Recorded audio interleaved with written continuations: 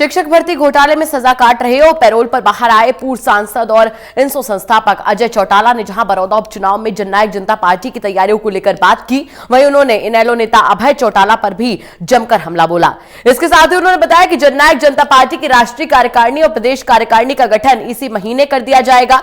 इंसो के 18वें स्थापना दिवस पर कार्यकर्ताओं को क्या संदेश दिया गया, इस बारे में पूर्व सांसद अजय चौटाला से खास बातचीत की हमारे सहयोगी अनिल कुमार ने। दिवस है आज। पूर्व सांसद अजय चौटाला ने कार्यकर्ताओं को क्या संदेश दिया है, इस समय मेरे साथ हैं अजय चौटाला, इनसे जानते हैं। इंडियन नेशनल स्टूडेंट ऑर्गेनाइजेशन का आज 18वां स्थापना दिवस था, जिसपे सुबह हमारे पार्टी कार्यालय में उसका ध्वज समारोह था।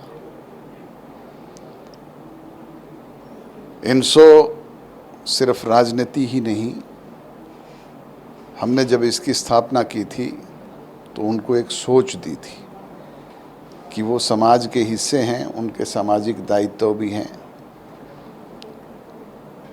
राजनीति के साथ साथ हमारे अनेक दूसरे फर्ज भी बढ़ते हैं और इंसो ने अपने इस 18 साल के पीरियड में उन बुलंदियों को छूने का काम किया है।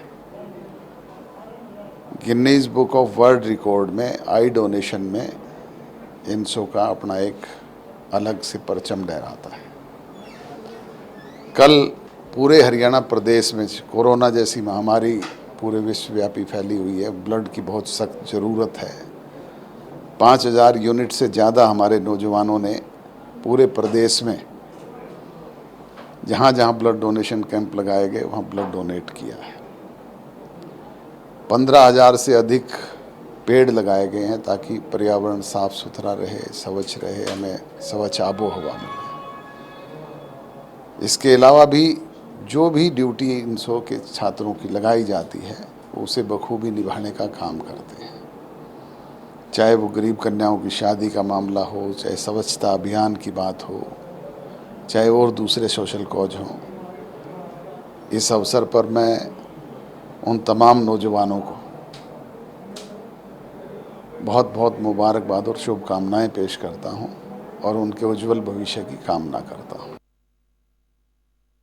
चौटाला जी, जननायक जनता पार्टी की राष्ट्रीय कार्यकारिणी और प्रदेश कार्यकारिणी भंग हो गई है और कब तक नए कार्यकारिणी का गठन कर दिया जाएगा? इसी महीने में कंप्लीट कर दिया जाएगा संगठन और आपको सबसे पहले उसकी सूचना दी जाएगी। कल ही हम इस पे बैठ करके विचार विमर्श करके कार्यक्रम करेंगे। चौटाला साहब, जो अभी रजिस्ट्री घोटाला हुआ है और उप मुख्यमंत्री ने कार्रवाई भी की है, कई अधिकारी को सस्पेंड भी किया है, लेकिन इनेलो नेता अभय चौटाला आरोप लगा रहे हैं कि जितने भी घोटाले हुए हैं एक ही मंत्री के विभाग से हुए हैं। अपोजिशन का काम आरोप लगाना है, सरकार का काम कहीं कोई बेकायदगियाँ होती है उनकी जांच करवाना है और उन दोषी लोगों को सज़ा देना है। जहाँ जहाँ भी जो भी बेकायदगियाँ, क्या वो आज ही पहले दिन से शुरू हुई है? क्या वो जेजेपी के सरकार में शामिल होने से ही शुरू हुई है? जो सामने आई है उन पे तुरंत एक्शन हुआ है कि नहीं हुआ है?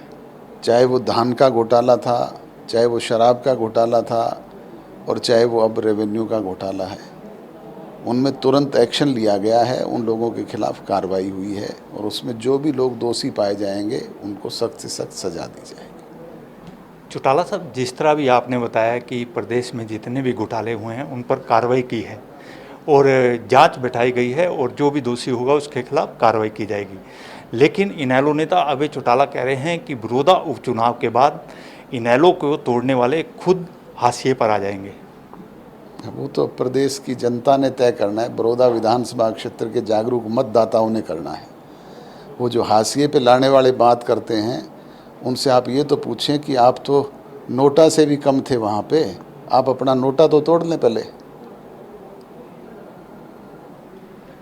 चौटाला साहब, बड़ौदा उपचुनाव को लेकर कोई आपने कार्यकर्ताओं की ड्यूटी लगाई हो या आगे की रणनीति बनाई हो और या उम्मीदवार के नाम को लेकर अभी तक कोई चर्चा हुई हो?